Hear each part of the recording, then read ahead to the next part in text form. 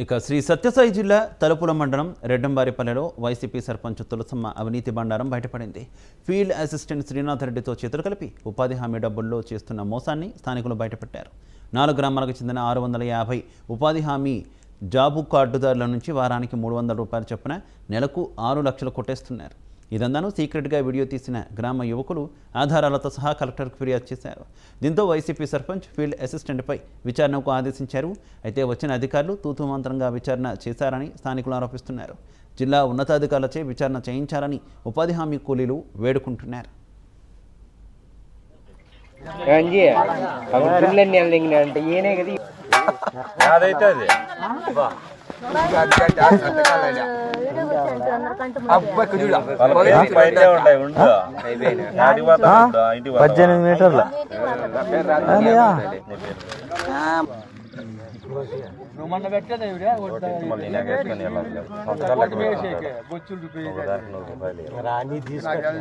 ఆపకవన్నీ మావేలయా తీసేసినాము.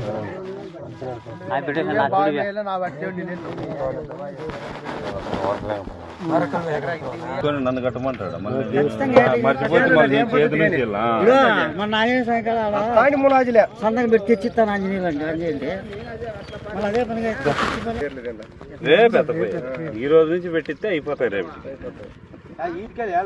ఈ చేయాలతో పెట్టాను